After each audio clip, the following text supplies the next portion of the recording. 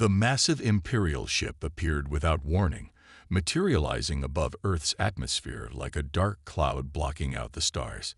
Its surface gleamed with a metallic sheen that no human engineer had ever seen before. The vessel was larger than any spacecraft humanity had built, stretching nearly 5 miles from end to end. Admiral James Walker stood at the command center of Earth Defense Station 1, his weathered face illuminated by the glow of dozens of monitors.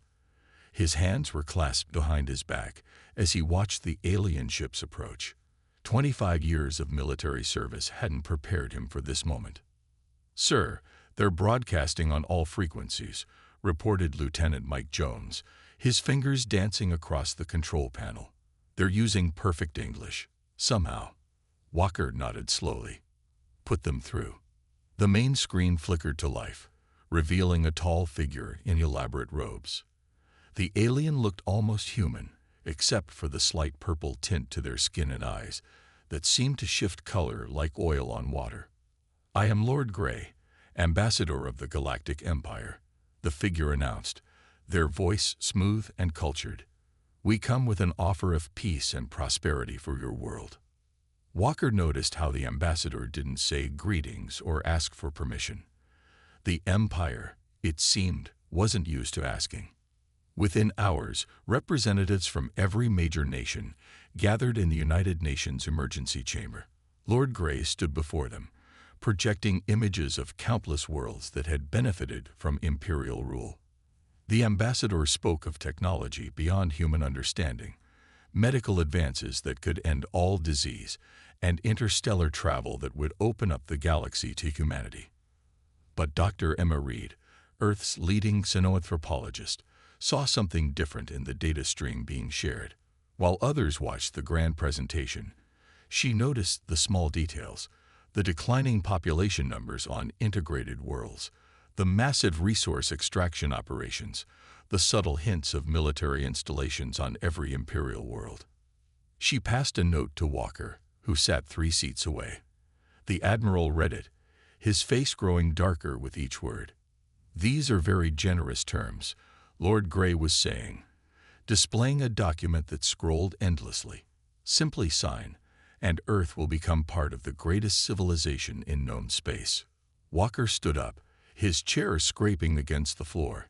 "And if we need time to consider." Lord Grey's smile didn't waver, but their eyes hardened. "The Empire's generosity is not unlimited, Admiral.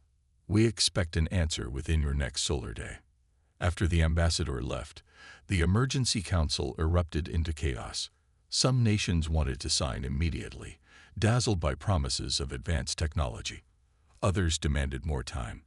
A few called for immediate military preparation. Dr. Reed stepped up to the podium, her voice cutting through the noise. "Look at these numbers," she said, projecting her findings. Planet after planet, showing the same pattern. First contact, integration, then a sudden drop in population within 5 years. Massive mining operations that strip worlds bare. Forced relocation of natives. This isn't an offer, it's an ultimatum. Walker joined her at the podium. "Our long-range scans picked up something else," he added grimly. "There are 5 more Imperial ships hiding behind Mars. This isn't a diplomatic mission, it's an advance force." The room fell silent as the implications sank in. Humanity had finally made contact with alien life, only to find that the galaxy was ruled by an empire that saw them as nothing more than another resource to exploit. The president of the United Earth Council rose slowly. "Then we have no choice," she said, her voice firm. "We cannot submit to this. Not now, not ever." Walker looked out the window at the Imperial ship hovering in the sky, like a sword hanging over their heads. Humanity had never faced a threat like this before. But as he watched the sun rise over Earth's horizon, he felt something else rising too. Determination. The Empire had made a crucial mistake. They had assumed Earth would be like all the other worlds they'd conquered. They didn't understand that humans had spent their entire history fighting against tyranny and oppression. They didn't realize that sometimes the smallest planets could put up the biggest fights. The warning had been delivered, But it wasn't the warning the Empire thought it was. Instead, it was a warning to humanity, a glimpse of what they were up against and what they needed to prepare for. The battle for Earth's freedom was about to begin. The United Earth Council chamber in Geneva hummed with tension. 300 representatives from every corner of the planet sat in tiered rows, their faces illuminated by the harsh glow of emergency lighting. On the main screen, Dr. Emma Reed's presentation painted a grim picture of humanity's possible future. "This is New Eden," she said, pointing to images of a once beautiful world. 5 years after imperial integration, their forests were gone. Their oceans were drained of resources. Their population was reduced by 60%. She swiped to the next image. "And this is freedom's rest. Same story, different planet." They refused at first. The Empire simply waited them out, blocking all space travel until they gave in. Admiral Walker stood at the back of the chamber, watching the faces of the council members. Some looked sick, others angry. A few seemed to have aged years in the past 24 hours. "But there's something else," Dr. Reed continued, her voice growing stronger. "Look at these energy readings from their ships. The Empire's technology isn't as advanced as they want us to believe. They're just bigger. They rely on overwhelming force, not innovation." The council chamber erupted in whispers. General Mark Stone, commander of Earth's ground forces, stepped forward. "We've analyzed their weapons systems," he announced. "Their ships are powerful, yes, but our latest defense satellites, they use completely different principles. Principles the Empire might not be ready for."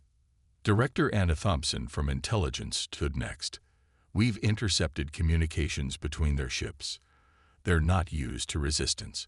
Most worlds they encounter are pre-space flight. We're different. We're united. We have technology they haven't seen before." The president of the council raised her hand for silence.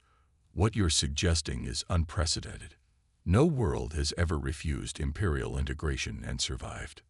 No world has ever been Earth," Walker said quietly, but his voice carried across the chamber. "We've spent our entire history fighting against those who would take our freedom. We've developed weapons to defend ourselves that the Empire has never seen. And most importantly," he paused, looking each council member in the eye, "we're too stubborn to give up." The chamber filled with nervous laughter, breaking some of the tension. But the decision they faced was no laughing matter. In less than 6 hours, Lord Grey would return for their answer. Dr. Reed displayed her final slide. "If we submit, we die slowly, our resources stripped, our people enslaved. If we fight," she took a deep breath, "we might still die. But we'll die free, and we'll show the galaxy that the Empire isn't invincible." The council president stood. "We'll put it to a vote. But remember, we must be unanimous. We can't face this divided." The voting took less than 10 minutes. As the results appeared on the main screen, a hush fell over the chamber. 300 votes, all for resistance. Walker felt a fierce pride as he watched the council president draft Earth's response. They were about to do something no planet had ever done before. Tell the mighty Galactic Empire no. The message was simple. To the Galactic Empire, Earth has considered your offer of integration. We decline. Furthermore, we hereby declare the entire Sol system off-limits to Imperial forces. Any attempt to enter our space will be considered an act of war. This is not a negotiation. This is a ban. Signed, the United Earth Council. As Walker read the message, he couldn't help but smile. The Empire wouldn't believe it at first. They'd think Earth was bluffing. They'd try to intimidate humanity into backing down. But Earth wasn't backing down. They had 6 hours until Lord Grey returned. 6 hours to begin preparing their defenses. 6 hours to get ready for the fight of their lives. "Send it," the council president commanded. With a single keystroke, humanity declared its independence from an empire that spanned the stars. They had made their decision. Now they had to be ready to face the consequences. Lord Grey's face appeared on the main screen of Earth's Defense Command, and for the first time, The Imperial ambassador's perfect composure cracked. His purple-tinted skin had darkened with rage, and his color-shifting eyes flashed dangerously. "This is impossible," he spat. "No world refuses the Empire. No world has ever dared." Admiral Walker stood calmly before the screen, hands clasped behind his back. "Then consider us the first," he replied.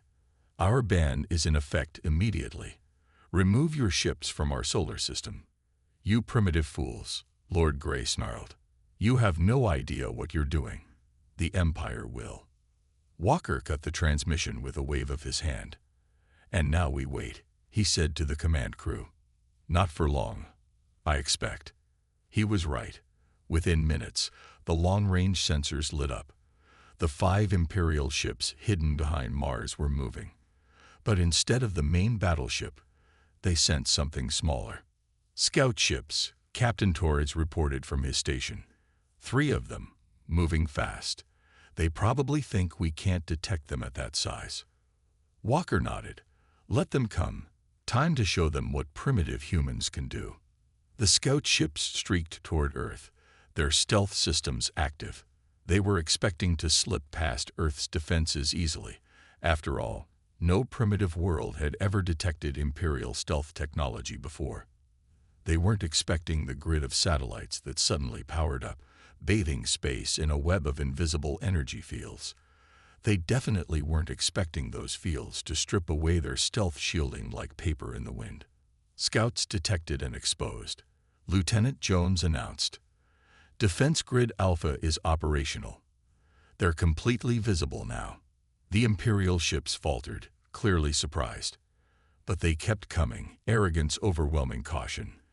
They'd conquered thousands of worlds. Surely one backward planet couldn't actually hurt them. Walker allowed himself a small smile. Launch interceptors. From hidden bases around the planet, Earth's newest space fighters rose to meet the threat. They were smaller than the Imperial scouts, but they moved with incredible speed and precision. Each one carried weapons that Dr. Reed and her team had developed, weapons that used principles the Empire had never encountered. The battle was brief but spectacular. The Imperial scouts fired their energy weapons, expecting to slice through Earth's fighters easily. Instead, their beams scattered harmlessly against shields based on quantum field theory rather than standard energy barriers. Earth's fighters returned fire. Small, concentrated bursts of a new type of energy weapon, not the brute force the Empire relied on, but precise strikes that bypassed Imperial shields completely. One scout ship exploded, then another. The third turned to flee, but it was too late. Within 5 minutes, the battle was over. Back on the Imperial flagship, Lord Grey watched in shock as his scout ships were destroyed. This wasn't supposed to happen. Primitive worlds were supposed to cower in fear, not fight back, and certainly not win. His second message to Earth was less composed than the first. "This is an act of war," he shouted. "The Empire will crush your pathetic world." This time, Walker didn't cut the transmission. "No, Lord Grey," he said quietly. "This was us defending our home. The act of war was when you threatened us with slavery disguised as peace, when you hid ships behind our planets, when you tried to sneak past our defenses." He leaned forward. "We gave you a chance to leave peacefully. Remember that." After the transmission ended, Director Thompson rushed into the command center. "Sir, we're picking up massive communications from the Imperial ship. They're calling for reinforcements." Walker nodded grimly. "As expected. How long?" "At their fastest speed. 2 days before their main fleet arrives." "Then we have 2 days to prepare." Walker turned to his crew. "Send word to all commands. This was just the beginning. The real battle is coming." Throughout the command center, people moved with newfound purpose. They had just proven something incredible. The Empire wasn't invincible. Their technology could be beaten. Their ships could be destroyed. The Empire's response would be brutal. They would come with everything they had. But now Earth knew they could fight back. And they would. Dr. Emma Reed hadn't slept in 36 hours, But she couldn't stop now. Her laboratory deep beneath the Rocky Mountains buzzed with activity as scientists from around the world worked together. They had less than 2 days before the Imperial fleet arrived, and they needed every minute. "Look at this," she called out, pointing to her screen. The captured Imperial scout ship had yielded incredible secrets. Their shield technology is based on deflection. They try to bounce attacks away. But what if we could pass straight through instead? Her team gathered around, their tired faces lighting up with understanding. Sometimes the simplest ideas were the most powerful. In another part of the vast underground complex, Admiral Walker watched their progress through a window. Behind him, Captain Torres was giving a report about the defensive grid. "The Sol Shield project is at 60% completion," Torres said. "We've managed to extend the quantum field network out to Mars orbit, but covering the whole solar system in 2 days." He shook his head. Walker turned to face him. "We don't need to cover everything. We just need to make them think we can." A young technician burst into the room. "Sir, Dr. Reed's team has done it." They rushed to the testing chamber. Inside, behind thick barriers, sat a small cube of Imperial shield material they'd salvaged from the wreckage. Dr. Reed stood at the controls, her hands steady despite her exhaustion. "Standard weapons bounce off Imperial shields," she explained. "But our new quantum tunneling beam does something different. Watch." She pressed a button. A thin beam of pale blue light shot from a device and hit the Imperial shield. Instead of bouncing off, it passed straight through, hitting the cube behind it. The cube vaporized instantly. The room erupted in cheers, but Reed wasn't finished. "That's not all," she said. "We've found a way to modify our defensive grid. The same principle in reverse. Our shields don't just deflect their weapons, they absorb the energy and redirect it." Walker smiled. This was exactly what they needed. "How soon can we scale this up?" "We already are," Reed replied. "Every satellite in the defense grid is being updated remotely. And there's more. Show him the Phoenix protocol." Her assistant brought up a new display.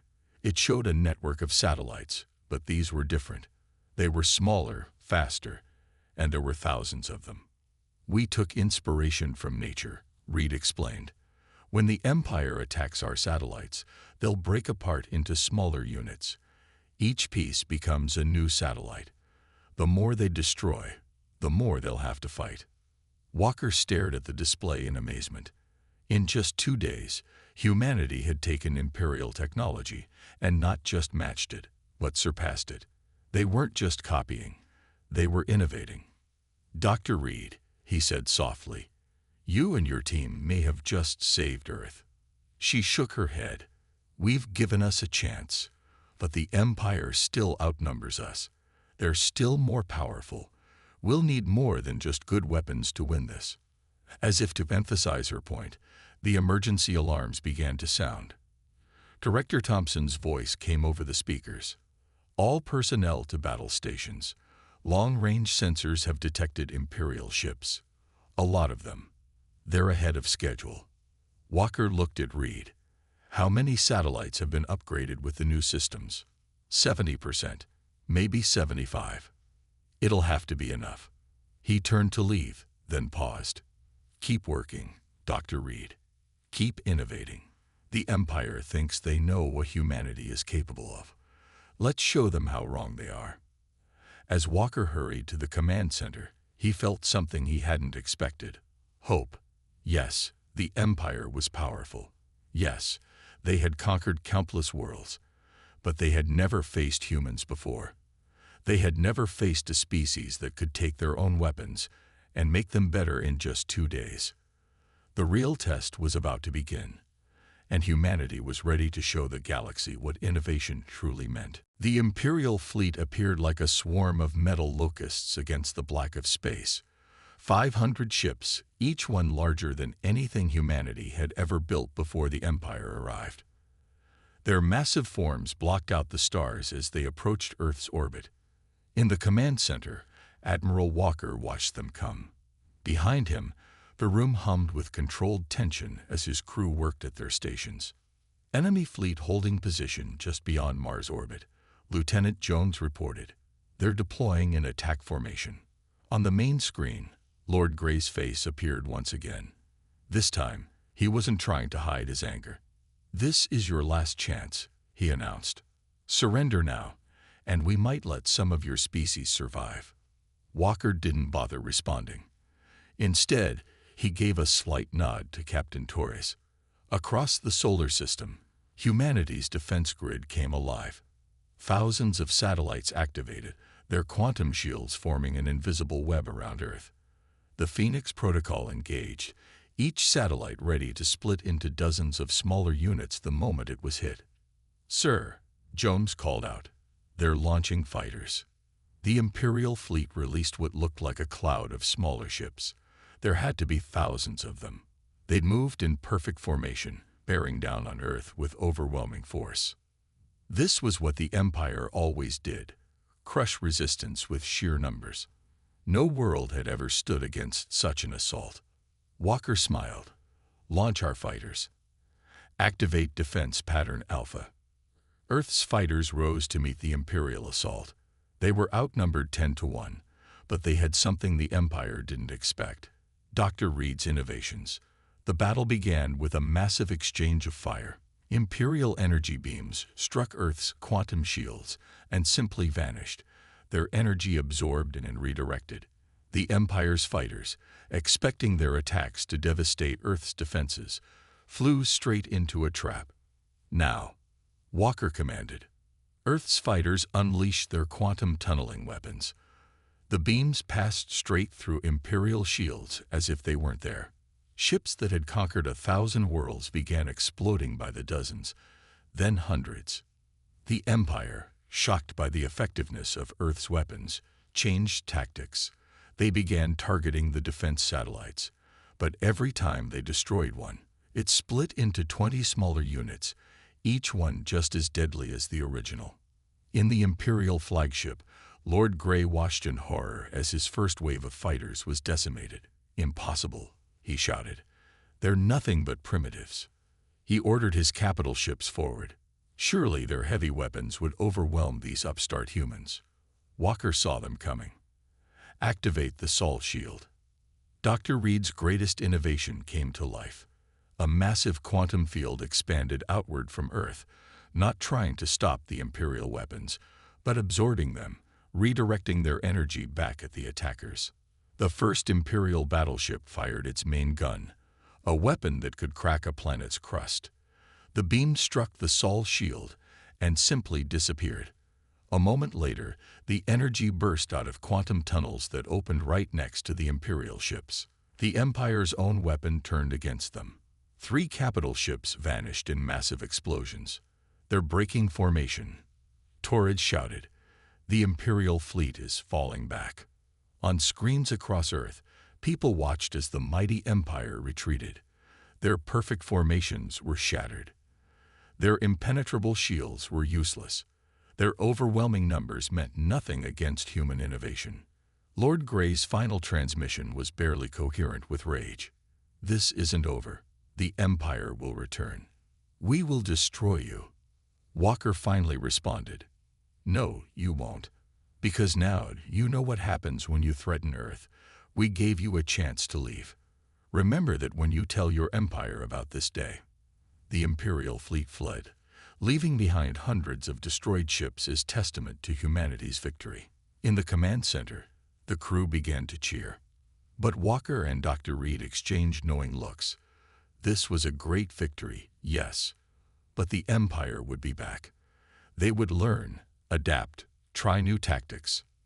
But so would humanity. And now the galaxy would know.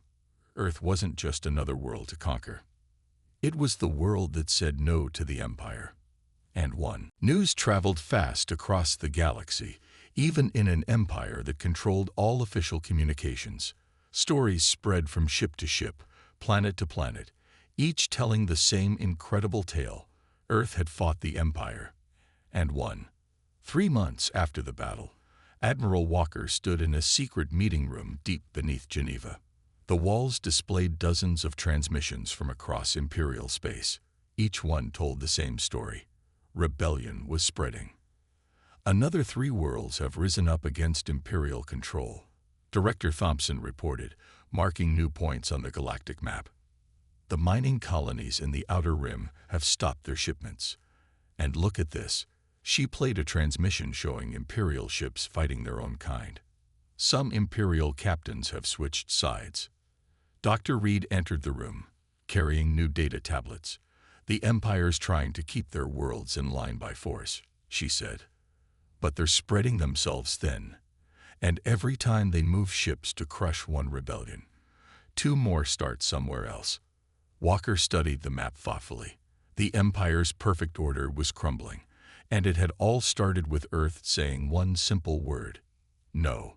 A lieutenant burst into the room. "Sir, we're receiving a transmission. It's from the Freedom's Rest colony." Freedom's Rest, one of the worlds Dr. Reed had shown them months ago, stripped of resources by the Empire. Their transmission appeared on the main screen, showing a group of determined faces. "Earth," their leader said, "we've heard what you did. We've seen that the Empire can be beaten. We're fighting back, but we need help. They say you have weapons that can pierce Imperial shields. Will you share them?" Similar messages had been arriving for weeks. Worlds that had lived under Imperial rule for generations were finding their courage, inspired by Earth's victory. Walker looked at Dr. Reed. She nodded. "We've already adapted our quantum tunneling technology for different types of ships," she said. "We can teach them how to build it themselves." "But there's a risk," Director Thompson warned. "The more worlds that have this technology, the more likely it is that the Empire will find a way to counter it." Walker stood up, his decision made. "Then we'll keep innovating. Earth fought for its freedom. We can't deny that same chance to others." Over the next few weeks, Earth began secretly sharing their defense technology with other worlds. Dr. Reed and her team worked around the clock, creating simple ways for less advanced planets to build quantum weapons. Earth's ships, now equipped with special stealth systems, slipped past Imperial patrols to deliver plans and teachers to rebellious worlds. The Empire's response was brutal but confused. They couldn't be everywhere at once. For the first time in their history, they faced resistance not just from one world, but from dozens. Their usual tactics, overwhelming force and superior numbers, didn't work when they had to split their fleet into smaller and smaller groups. A month later, Walker received another transmission. This one was from an Imperial captain who had joined the rebellion. The Empire's flagship was attacked by its own escort ships. The captain reported, "3 Star Lords have declared independence from Imperial control. The Empire—" He paused, as if hardly believing it himself. "The Empire is losing its grip." In the Imperial capital, panic was spreading. Their perfect system of control was falling apart. Worlds that had been obedient for centuries were rising up, using Earth's technology to fight back. The Empire had always relied on fear and overwhelming force. But Earth had shown the galaxy something more powerful: hope. Walker walked to the window of his office, looking up at the stars. The battle for Earth was over, but a larger fight was just beginning. The Empire wouldn't fall easily. They would fight back, maybe even harder than before. But they had made a fatal mistake. They had threatened Earth, tried to bully humanity into submission. Instead, they had awakened something they couldn't control: the human spirit of rebellion, now spreading across the stars. The galaxy would never be the same. 1 year after Earth first banned the Empire from its solar system, Admiral Walker stood on the observation deck of humanity's first diplomatic starship, the HSS Freedom. Below them, the Imperial capital world gleamed like a jewel in space, but it was different now. The massive Imperial warships were gone, replaced by ships from 100 different worlds. "Ready, Admiral?" Dr. Reed asked, standing beside him. She looked different too, more confident, like someone who had helped change the course of history. "As ready as I'll ever be," Walker replied.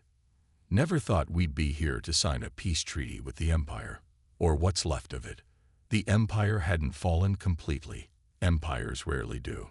But it had changed fundamentally. After 6 months of spreading rebellion, after losing half its fleet and a third of its worlds, the Imperial Council had finally done the unthinkable. They had removed their supreme leader and sued for peace. The HSS Freedom docked at the Imperial Palace Station.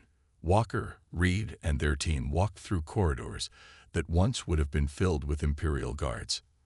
Now they saw representatives from dozens of free worlds, each one with their own story of liberation.